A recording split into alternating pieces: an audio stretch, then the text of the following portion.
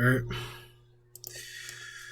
I'm going to start off by saying, Call Halalam Ya Yahweh, Ma'ashem Yahweh wa Harakah Kadash, or Barakatam. I'm going to get double honors to the elders and apostles of Great Millstone, of course, for the people who taught me this truth, the men, the brave men who brought me this truth out, who brought this truth out to me, mostly through YouTube. Alright, I'm going to say shalom to my brothers and sisters out there. Of course, laboring and doing the best they can to keep the commandments. Shalom. It's your little brother here, Shema Shawan, coming at you from Ocean Hill in Brooklyn. And this is a new show I created called The Intel Report. And to the spirit, I've kind of been really interested and talking about military equipment like tanks and ships. I'm hoping later on I can maybe make a new show called Battle Report, or maybe I talk about various battles, or maybe I choose to cover a war or something, and I'll just go battle by battle and explain the losses, casualties, etc., and filtering it through the scriptures. And for this episode of Intel Report, right, which remembers it's just about technology and the like, I found this channel here, Ultimate American, and the tag is, here's the U.S. Army's new combat vehicle to replace the M2 Bradley tank. So sit tight. It's about 3 minutes. They talk about the new tank, and then they go to talk about the M2 Bradley.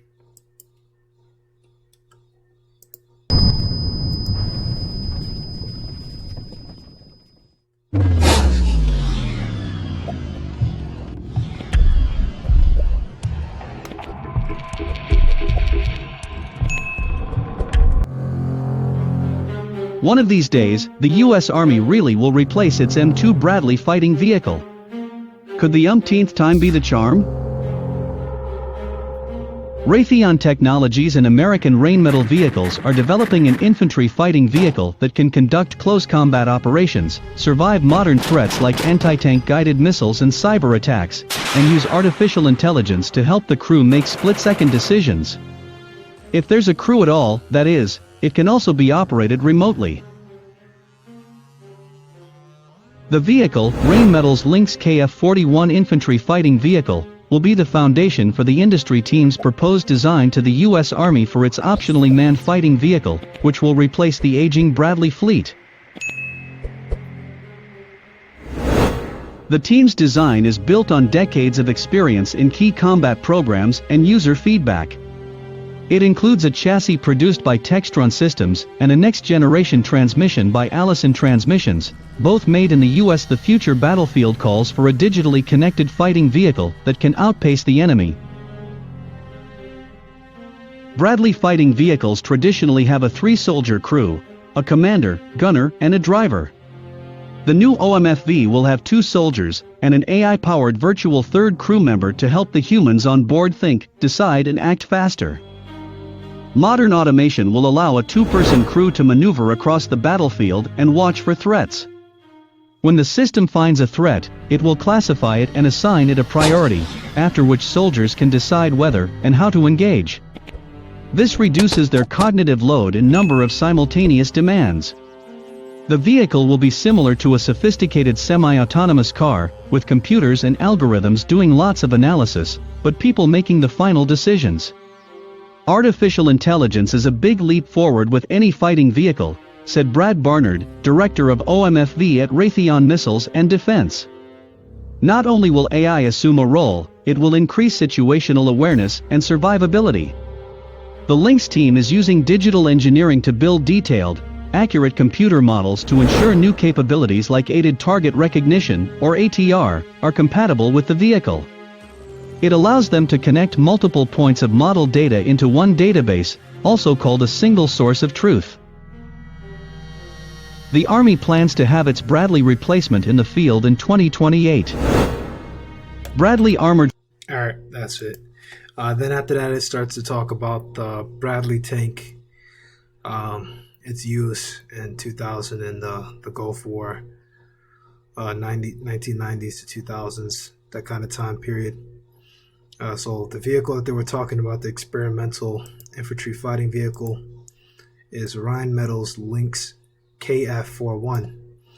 And as you heard, it has AI capabilities, unmanned, well, not entirely unmanned, but it requires a two-man team. Later on, they would kind of compare it to the Bradley tank, which is in current use. The Bradley tank requires three people inside, a gunner, a commander, and I can't remember the other one, a driver. So a gunner, a commander, and a driver to make this thing run. And then it functions as an armored personnel carrier because it could carry fully equipped troops in the back, like up to 6. All right, so we're gonna go filter this through the scriptures. All right, because I'm actually gonna go change the order up a bit. We know about Esau and Esau's blessing. Okay, and this is Genesis chapter 27, verse 38, which Esau's blessing all kind of goes back to prophecy. It does go back to prophecy 100%. Esau was pretty much set up to fall. And Esau said unto his father, Hast thou but one blessing, my father? Bless me, even me also, O my father. And Esau lifted up his voice and wept. And Isaac his father answered and said unto him, Behold, thy dwelling shall be the fatness of the earth, and of the dew of heaven from above. And you know what the dew is, I've never seen it, but apparently, like, if you're out at a certain time, you'll see like these little droplets of water on like grass, and that comes from the earth itself. And by thy sword thou shalt live, and shalt serve thy brother, and it shall come to pass, when thou shalt have the dominion, that thou shalt break his yoke from off thy neck. And it's actually in our history about Judah, there was a time that Esau actually did rebel and break off from Judah's rulership over them. I believe it's in 2 Kings, the 14th chapter. I'm not going to go look for it. Maybe I might put it in the comment section, but it's in our history. Alright. And okay. Revelation chapter 13, verse 3. And I saw one of his heads as if it were wounded to death, and his deadly wound was healed, which is going into that history in Revelation chapter 20. Yeah, Revelation chapter 20. This is 17, my bad. Revelation chapter 20, Satan being swallowed up, shackled up for 1,000 years. Alright, and by thy sword shalt thou live, and shalt serve thy brother. Oh no, whoops, my bad. Yeah. And his deadly wound was healed, and all the world wandered after the beast. So Esau was ruled for 1,000 years. He was under captivity. He was in slavery for 1,000 years, and then he was able to break out. And the Rothschilds, I forget the history. I probably will make a video on it at a later date. But the last dynasty, Jake Dynasty, I believe was in Britain, perhaps. I think it was like King Charles or something like that. He was the guys that took him out. The Rothschilds funded the rebellions, so the Rothschilds, are involved in that, which is all prophecy. Okay.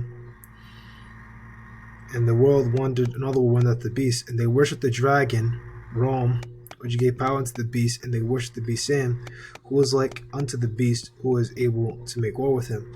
The dragon has to be Rome, because we recognize that the beast is, of course, America. Okay, because when you go down, who is the beast has a mouth speaking great things and blasphemies, right? The U.S. is a recreation of the Greco-Roman Empire. Okay, they follow Greco-Roman ideals. Philosophy is all over the place in this country. Okay, everything here is governed by philosophy. People don't use scriptures at all, very rarely. And when they do, they'll cherry pick things, and they won't even do the research. on it. You see here at Great Millstone, when we use a scripture, we read the entire book, and I actually do that myself. Like, I haven't read the entire book, but I will only use scriptures from a book that I know I've read, or if I'm confident I could break it down, you know. Yeah, and it was given unto my mouth speaking great things and blasphemies, and power was given unto him to continue 40 and 2 months, which, going back to the breakdown from the old content from GMS Archive, Elder Apostle Tahar broke that down, and it actually equals something like 350 years, because if you do 42 months, it's 12 times, like, hold on, let me actually double check for a moment.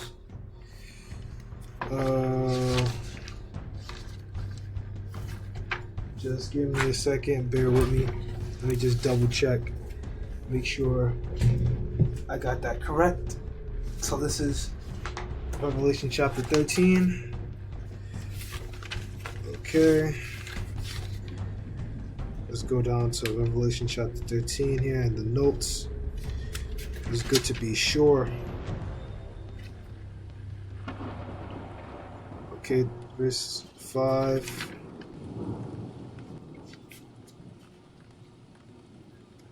Yeah, 42 months equal 3.5 years, which really equals 350 years.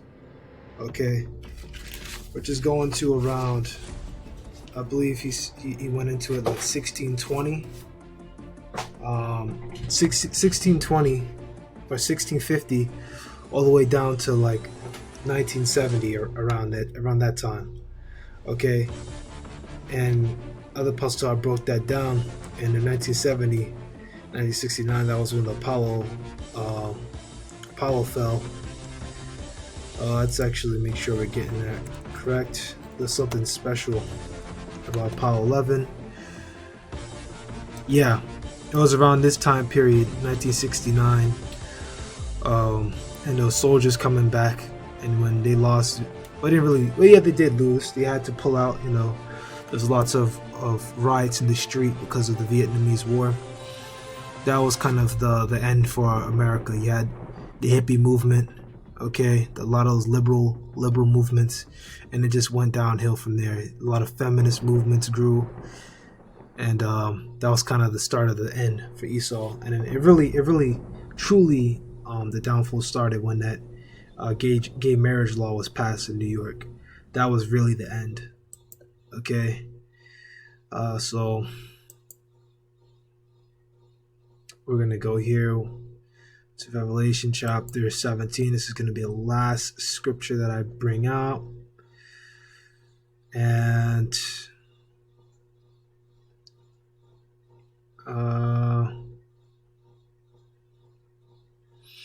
hold on, let me actually go pull that up as well real quick, just to double check, make sure I'm gonna start there and actually break that down. Okay, so verse 13.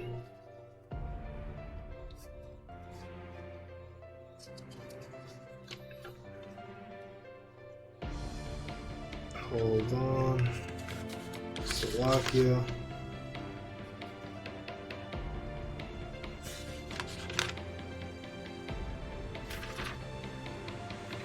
$17.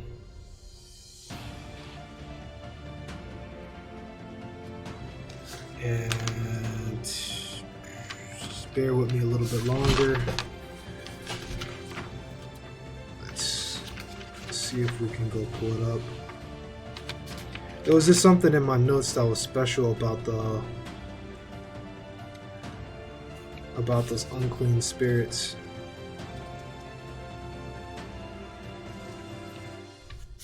It's, oh damn, I can't find it. Well, I'm not gonna bother breaking it down because I can't find it where I marked it down in my notes. So I'm gonna leave that for now, and I'm gonna come back to that at another time. All right. But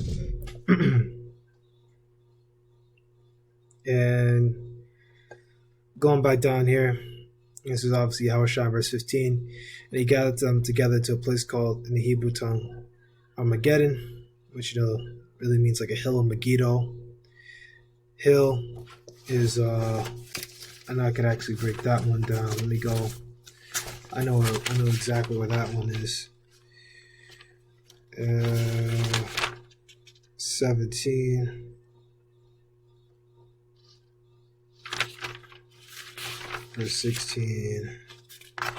Verse 16.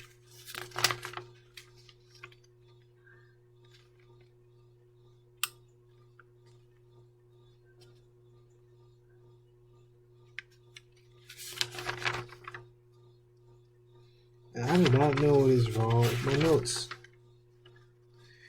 Well, I'm gonna pull it up in the blue letter. I'm just gonna pull it up in the blue letter. My notes I must have stapled it wrong because it's completely out of order. Let's see here.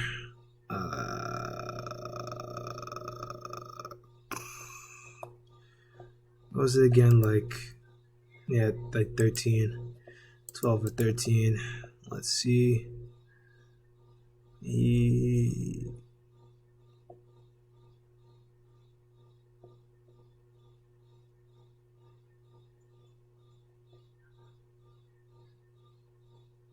Where the heck is it? Arma. No, I pulled out the wrong thing. Where was I? This is 16. Let me just do this the easy way. Armageddon, yeah, it's 16:16. And here, Armageddon, but has Hebrew origin. Hill, Megiddo, so it just means hill or city of Megiddo. Okay, let's actually look at where Megiddo is. Place of crowds, ancient city of Canaan, ascent to Manasseh, and located on the southern rim of the Mount Escalon of Esdraelon and Mount Carmel, 11 miles from Nazareth. Okay, so old Canaanite city assigned to Manasseh. Okay, but there's something special about this place because of all that come as a thief in the night, this is Yahushua. Blessed is he that watcheth and keepeth his garments, working in truth, lest he walk need and they see his shame. And he gathered them together into a place called in the Hebrew tongue Armageddon. Okay. And so the angel poured out his vials into the air, and there came a great voice out of the temple of heaven from the throne, saying, "It is done." And there was voices and thunders and lightnings, and there was a great earthquake, such as was not since men were upon the earth. So mighty earthquake is so great. And the great sea was divided into 3 parts, and the cities of the nations fell, and great Babylon came remembrance before Yahweh to give unto the cup of the wine of the fierceness of his wrath. And every island fell away, and the mountains were not found, and it fell upon men a great hail out of heaven, and every stone about the weight of a talent, and men blaspheming the Most High Yahweh because of the plague of the hail, for the plague thereof was exceeding the great. So even when these Edomites are being destroyed, they're still gonna go off and curse the Most High. Okay, and this is the reason why they're creating these machines. Okay, because they believe that they're going to be able to do battle with the Most High, and they're expecting to be able to win. Okay, but they're going to fail. Lastly, I want to end off on this point, how this is actually predictive programming. Now, this thing here, it could have been in development back then, but this is really what they're going for and what they really want. Watch it!